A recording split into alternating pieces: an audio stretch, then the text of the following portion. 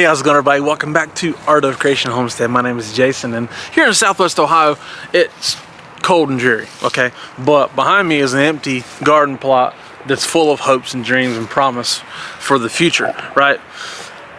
And as we start 2024, and no matter when exactly you're watching this video, it could be on down the road, there may be something you need to think about before you buy your garden seeds. New information has recently come out of a new gardening zone or growing zone map. If you're not aware, then the USDA has a map, a colorized map showing what your growing zone or gardening zone may be, and obviously the warmer you are, the different colors there are, and so there's different levels, and you can use that based off of like they create this based off of like your average lowest temperature, I think is what it is. But so basically, it's not necessarily your first and last frost dates, but more about like how warm your climate is as a whole. And so I think the last one they put out was in 2012, and for 2023 they put out another one at the end of 2023, based off of new data analytics and things of that nature. And essentially, every grow zone, or almost everybody in the country, has moved up a half a grow zone. Now, if Angela Kay will get the map, get pictures of the maps, like you'll see the old map here from 2012, and then the new map from 2023. And so, like here in Southwest Ohio, some people considered us completely in zone 6A, or some people had considered us kind of on the line 6A to 6B, but it was fairly consensus knowledge that we were 6A. Now we're firmly in 6B, and my parents in northwestern North Carolina were kind of 6B-ish, and now I think they're firmly in 7A. All right, so it's everything has moved up just a little bit. So that means everything's just a little bit warmer, which, if you go along with what people say, the soil's warming up, climate change, whatever, that's all politics in my opinion. So we're staying out of that. But they are saying the 30-year average is 2.5 degrees warmer across the country. Or 2.5 degrees. The 30-year average low was 2.5 degrees warmer across the whole country. So, for what it's worth. But anyway, so that's the determining factor, or one of the determining factors in changing the growing zones. And how does that affect you as a gardener? Well, it might be more, doesn't sound like a lot, but it may be more effect than you think. As a backyard, small space gardener, homesteader, whatever you want to call it, we rely on weather and lengthening our growing season far more than an average, especially a commercial farmer might do, just because we're trying to grow as much food as possible in a small space, and in order to do so, we use several different methods, and we use different ideas and products to lengthen our growing season already. And there's some things like these sweet peas, English peas, whatever you want to call them, that are very difficult to grow here because the shift from cold to hot can be so quick, and they're one of these things that don't handle the hot weather as much, but like the cooler weather.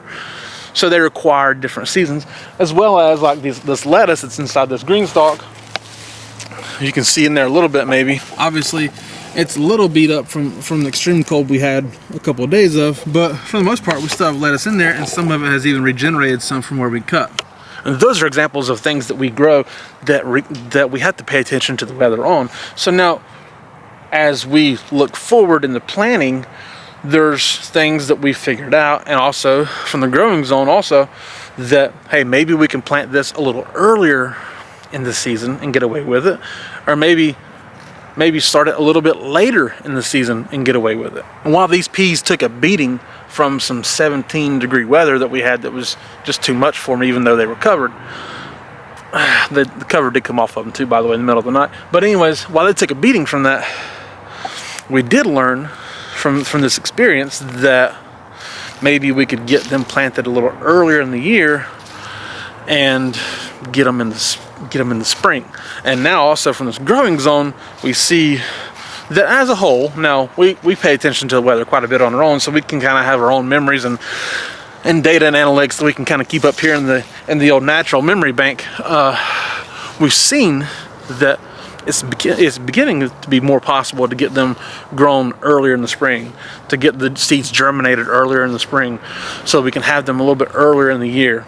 And the growing method here is also a little bit better as well. So that's all this information, though, can really drastically change how we plant and how we prepare for our upcoming season. So now, how does this affect people in other growing zones? Well, there's some grow zones, which blows my mind that it's this way, because I wouldn't live there, but they have this struggle to grow tomatoes outside because it's just a little too cold. Your growing season's not that long. If I'm not mistaken, maybe zone 4 is 3 or something like that. It's really hard to grow tomatoes there because it's just not warm for that long of the year. You know, maybe your highs are in the 70s and tomatoes or low 70s, and tomatoes really like to be around 80, 80 to 85. Maybe that's going to affect things. So maybe you're looking to say, you know what, as an average, we're warm enough for about 3 or 4 months now that I can do that. That might affect you a lot. Again, it doesn't affect me that way, but it doesn't. But those, like I showed you before, the greens and the peas, that affects me because it does show our growing season is getting a little bit better. Other people, maybe you have something that takes more heat. I know okra enjoys heat a little bit more. The butter peas that we love to grow likes heat and drought a little bit more. And we've noticed that here, that while before maybe they weren't as, you wouldn't have grown that here as much because it's not as hot as long. It's a little bit hotter, a little bit drier longer now, and those things have been more and more successful for us as a whole because it is getting warmer longer. So as you move forward and prepare and plan for your garden, like for us, cucumbers have been harder to grow. We got to make sure they're not in as much sun because the sun's a little harsher. Honestly, in our first couple of years here, we had no trouble growing cucumbers. In the last couple of years, we've struggled a little bit more with cucumbers because the sun's just been a little harsh. And so to kind of offset this idea of a harsher sun, we're having to reassess and reevaluate where we plant these cucumbers at. And so maybe that's going to affect you a little bit. Maybe the spots in your yard that take on the sun a little bit more are just getting a little hotter, which we have found that to be true here, because this spot right here gets really hot, okay, for just a little bit, but then it does taper off because this is the west, and then we get all this shade right here from these trees. But over here on this side, the hottest part of the yard is really right here, going back this way towards that fence. You see that? That's actually the hottest part of the yard because that's on the east side and it's getting the western sun, so it's a little harsher. So we put our butter peas over there because they like that heat. But then over here, so you see the house there that faces south. Then over here, it's where we keep our tomatoes and cucumbers, our tomatoes and peppers. And we had put cucumbers over here in the middle in a container, and it was too hot. We put them up here in the container, it was too hot again. So we're looking for a spot, which is probably gonna be up this way, okay, where we can put them that they get sun, then they get shade. So maybe you're gonna have to think about that as well as, okay, the hot spots are a little hotter, so maybe let's find a spot that's a little shadier. That's also, it really does affect how you plan and prepare for your upcoming garden season if you're looking to utilize everything possible to grow as much food as possible. And also, like if you're going to succession plant, or as we talk about, we rip out and replant, rip out and replant.